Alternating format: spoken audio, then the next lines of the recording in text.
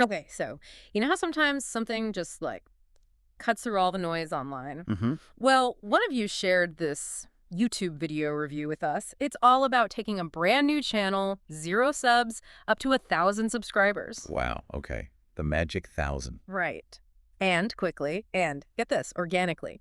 So our mission for this deep dive is basically to pull out the real actionable stuff from that review. Core steps. Yeah. Exactly. The things you can actually do, like right now, doesn't matter if you're super techy or not, sort of the fast track to getting some early wins. Makes sense.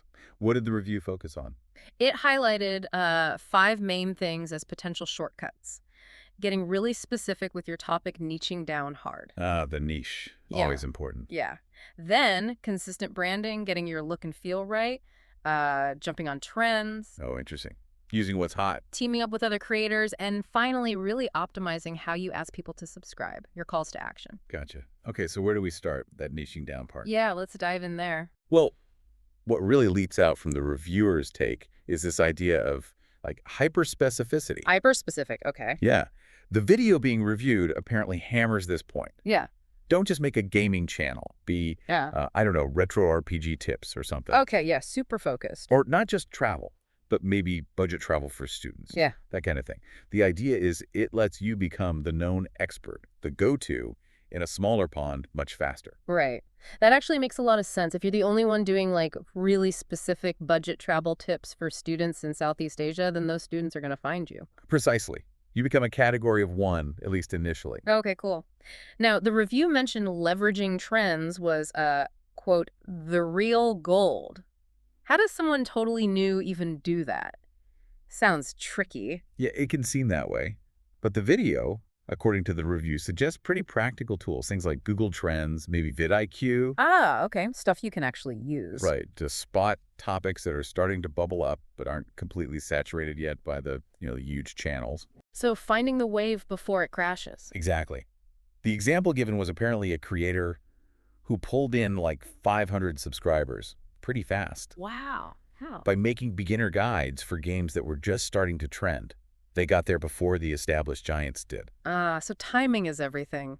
And spotting that gap. It's smart timing, yeah, and filling a need that's just popping up. Okay. Jump on the trend before it turns into a total stampede. Got it. The review also talked about this idea of collaboration over competition, especially for newbies.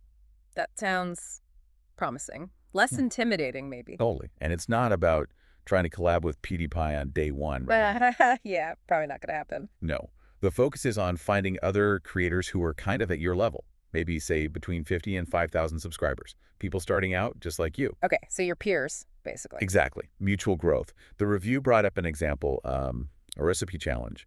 A small cooking channel apparently doubled its subscribers. Just from one collab. Seems so. By working with a few other small food creators, they did shout-outs, maybe some co-created stuff. It's about, tapping into each other's audiences to expand your own reach. Ah, like a rising tide lifts all the small boats together. Makes sense. That's a good way to put it. Cool. And the last piece was the call to action, asking people to subscribe. The review hinted it's more complex than just yelling, smash that subscribe button. Definitely. The advice in the original video, it seems, was to tailor it, make it specific to your niche. How so? So instead of just a generic subscribe, maybe try something like subscribe if you love finding hidden indie games, or hit subscribe for more student budget travel hacks. Ah, I see. So you're telling people why they should subscribe, specifically for your kind of content. Exactly. It helps attract a more targeted audience right from the beginning, people who are genuinely interested in what you're offering, which usually means they're more engaged, more loyal. That's smart. Build the right community from day one. The review also gave props to the original video for being super practical, right? Like showing screenshots, real examples. Yeah, and having snappy editing. Yeah. The reviewer felt it wasn't just abstract advice, it was like grounded in reality. Which is crucial when you're just starting. You need steps you can actually follow. Absolutely.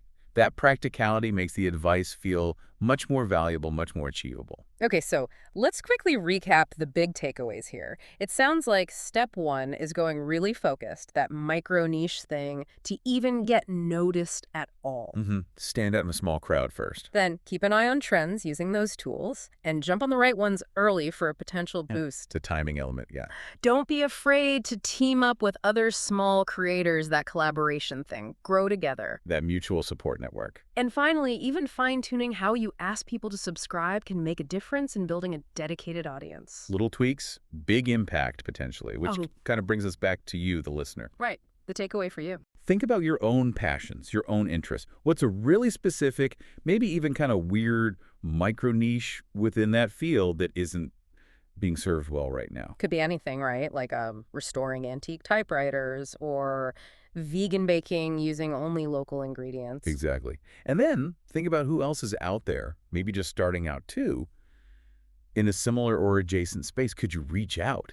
Maybe do a small collaboration, even just a cross shout out. Yeah, start small. That initial sharp focus combined with maybe one or two strategic